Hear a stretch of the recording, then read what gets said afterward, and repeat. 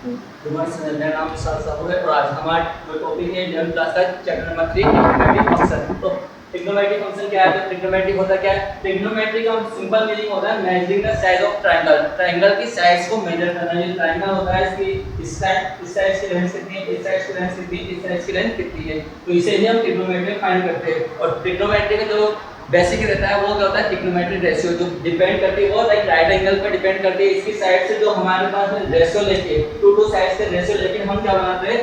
कई सारे रेशियो उनको नाम देते हैं sin theta, cos theta, tan theta, cosec theta, sec theta और cot थीटा। इन्हें ही हम क्या कहते हैं? Trigonometric ratio. और यही सब चीजें क्या कहलाती है? ट्रिग्नोमेट्रिक फंक्शन कहलाती है। इनसे बनने वाले सभी फंक्शन जो भी हम sin स्क्वायर cos का यूज लेंगे तो वो भी क्या होगा? ट्रिग्नोमेट्रिक फंक्शन होगा। तो इस अब हम इन ट्रिग्नोमेट्रिक फंक्शन के क्या होगी, इनकी जो प्रॉपर्टी होती है इनको इस चैप्टर नंबर 11 में हम डिटेल में पढ़ेंगे। तो प्रॉपर्टी क्या क्या है, इनकी छोटी छोटी चीज़ों की हमें जरूरत पड़ेगी। तो पहली चीज़ है एंगल। पहले हम समझते हैं एंगल किसे बोलते हैं। तो एंगल क्या होता है? देखिए, एंगल समझने के लिए हम क्या एक रे लेते हैं, ठीक है। अब इस रे को हम क्या कर रहे हैं? इसके इनिशियल पॉइंट के, ये इसका इनिशियल पॉइंट है, इस इनिशियल पॉइंट के अराउंड इसको रोटेट करते हैं। रोटेट करने के बाद सपोज करो ये इस पोजीशन पे आ गया, इस वाली साइड इनिशियल वाली साइड को इनिशियल साइड कहेंगे, इस रे की इनिशियल वाली साइड को इनिशियल साइड कहेंगे, और जो इसने फाइनल पोजीशन ली उस वाली साइड को हम क्या बोलेंगे?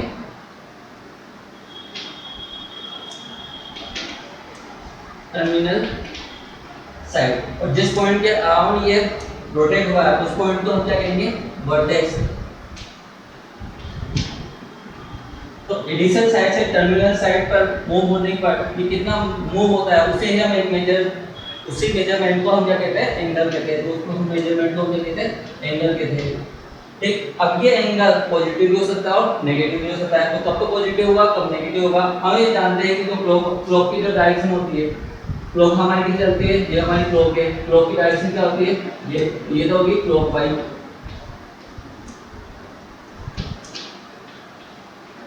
और एंटी क्लॉकवाइज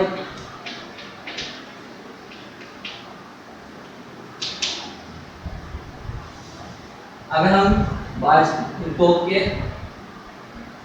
डायरेक्शन के अपोजिट इंक्रीज होते हैं तो ये तो होगी एंटी क्लॉकवाइज डायरेक्शन और ये क्लॉकवाइज डायरेक्शन। तो ये तो अगर हम जो एंगल है ये रोटेशन अगर clockwise direction anti clockwise direction में होगा, ये एंटी क्लॉकवाइज डायरेक्शन है,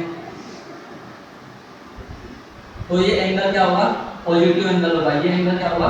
पॉजिटिव एंगल होगा। Positive angle.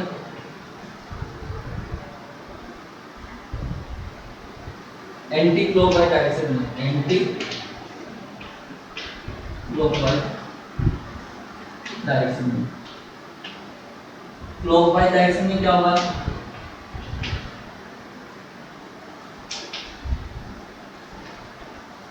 क्लॉकवाइज डायरेक्शन में ये रे है। अब इस रे को हम क्लॉक की डायरेक्शन में मूव करते हैं तो क्या होगा? ये सपोज करो इस पोजीशन पे आ गई तो एंगल क्या होगा?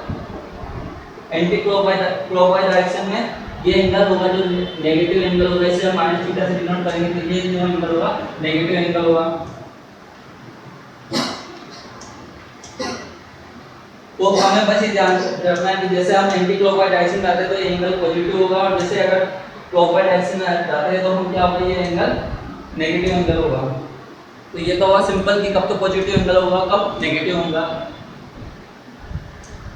दूसरी चीज है इसमें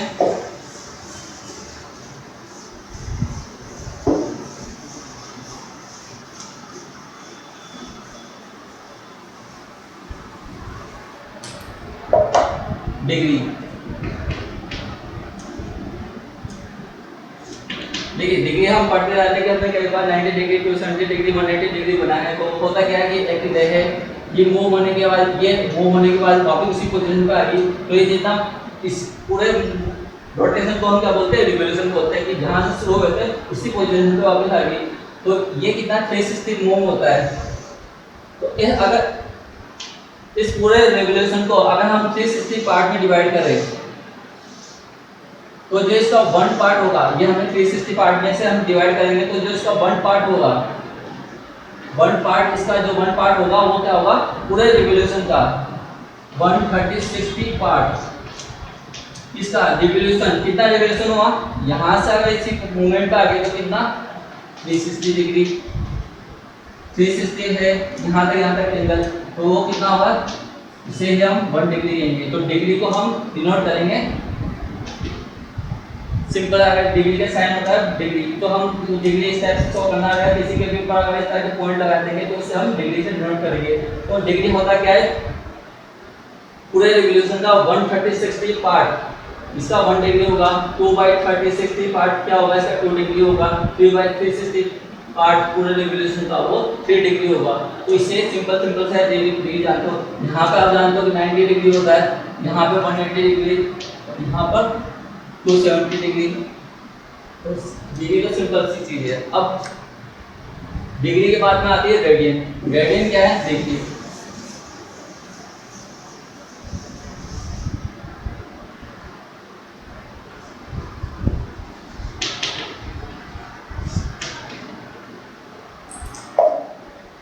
रेडियन क्या होता है कि अगर ये सर्किल है, हमने एक यूनिट सर्किल लिया, ठीक, ये यूनिट सर्किल का मतलब है इसकी रेडियस कितनी है, 1 सेंटीमीटर मान लो सर, कि इसके यूनिट सर्किल का मतलब इसकी रेडियस कितनी है, 1 है। अब इस यूनिट रेडियस के सर्किल के अंदर अगर हम यूनिट आर्क का, जो आर्क ऑफ लेंथ है, यानी हमने यहाँ से यहाँ तक की इसकी लेंथ भी कितनी है, 1 है, ठीक है, ये भी सपोज करो 1 सेंटीमीटर है। तो यूनिट रेडियस के circle per unit arc of length से हम क्या करेंगे, यहाँ पे बनाएंगे, तो जो इसका सेंटर पे जितना एंगल बनेगा इस यूनिट आर्क ऑफ लेंथ से इस यूनिट रेडियस वाले सर्किल पर सेंटर पे जो एंगल बनेगा उसे ही हम क्या बोलते हैं, 1 रेडियन बोलते हैं। उसे क्या बोलते हैं, 1 रेडियन। तो रेडियन क्या होता है, angle subtended at the center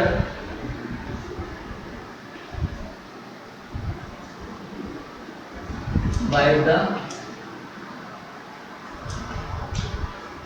unit arc of length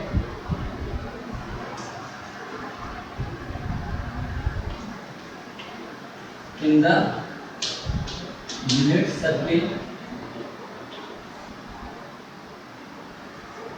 is known as 1 radian. तो एंगल सबटेंडेड यानी बना वो एंगल जो सेंटर पे बना है किसके द्वारा, यूनिट आर्क ऑफ लेंथ के द्वारा, जिस लेंथ की कितनी यूनिट को इसके अंदर यूनिट रेडियस यूनिट सर्किल के अंदर, यानी इसकी रेडियस कितनी 1 है। तो जो एंगल बनेगा इसके सेंटर पर वो क्या कहलाएगा, 1 रेडियन कहलाएगा। तो ये होगी बात रेडियन की। अब रेडियन तो ये हो गए, अब हम रिलेशन फाइंड करेंगे डिग्री और रेडियन में। तो डिग्री और रेडियन में क्या रिलेशन है देखिए उसको।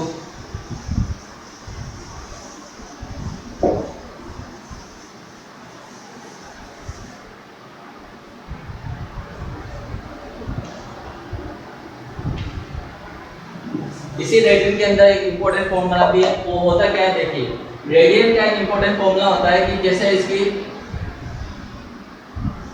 रेडियस कितनी है, r है, रेडियस कितनी है, r है, और ये आर्क ऑफ लेंथ कितनी है, l है, और जिसके सेंटर पे जो एंगल बनेगा वो होगा थीटा, तो ये थीटा रेडियन है।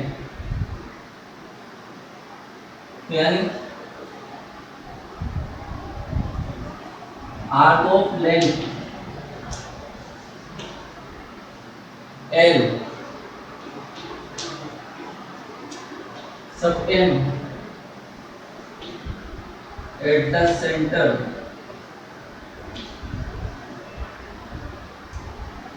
theta radian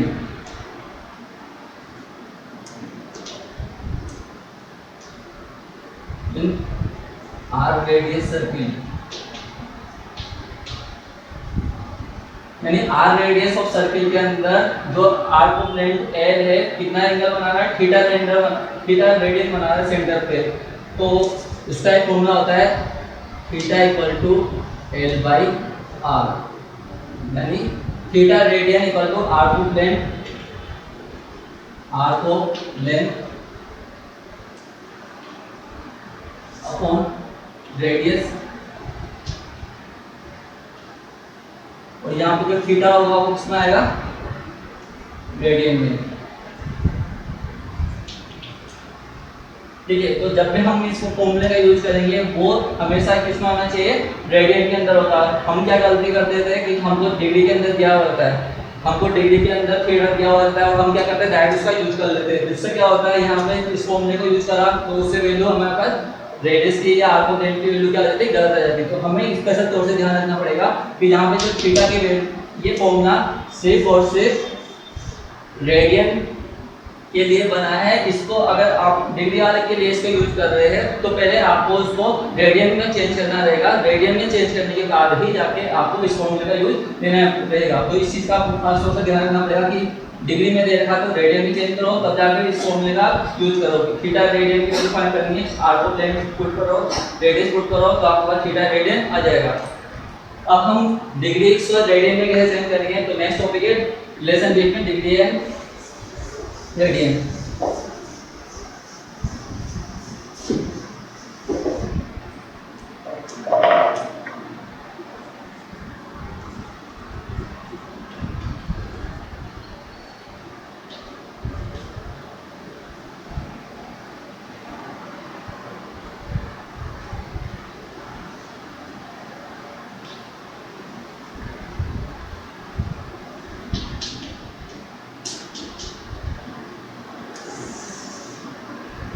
डिग्री और रेडियन में क्या है रिलेशन, ये सर्किल है। देखिए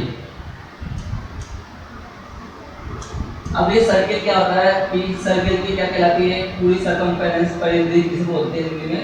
तो ये सरकमफेरेंस इसके सेंटर पे कितना बनाती है, 2 पाई रेडियन। सेंटर पे एंगल जो बनता है उसे हम क्या बोलते हैं, रेडियन से मेजर करते हैं। तो ये कितना सेंटर पे कितना, पूरी सरकमफेरेंस। हम पहले आर को प्लेन की बात करते थे, लेकिन अब हम अगर पूरे सरकमफेरेंस की बात करें तो सेंटर पे कितना एंगल बनाती है, 2 पाई रेडियन। अब ये 2 पाई रेडियन सेंटर पे कितना, 2 पाई रेडियन बनाती है। तो हम ये जानते हैं कि यहाँ से आता है अगर 2 पाई रेडियन है, और यहाँ से आता है कि डिग्री में हम कैसे जानते हैं कि इसी को हम 360 डिग्री बोलते हैं, उसे ही हम 360 डिग्री कहते हैं। ठीक है, तो 2 pi radian equal to 360 degree, यानी 2 पाई 360 डिग्री। तो यहाँ से 2 से 360 कैंसिल करेंगे तो कितना होगा, 180 डिग्री। ठीक है, तो यहाँ पे कितना हो गया, 180 को अगर इसको अगर इस टाइप से लिखे 180 डिग्री, और ये कितना है, pi radian.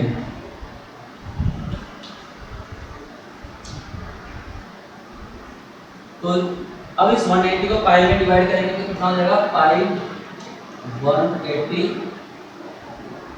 Radian equal to 1 degree. तो हमारे पास में क्या आया, 1 डिग्री इक्वल टू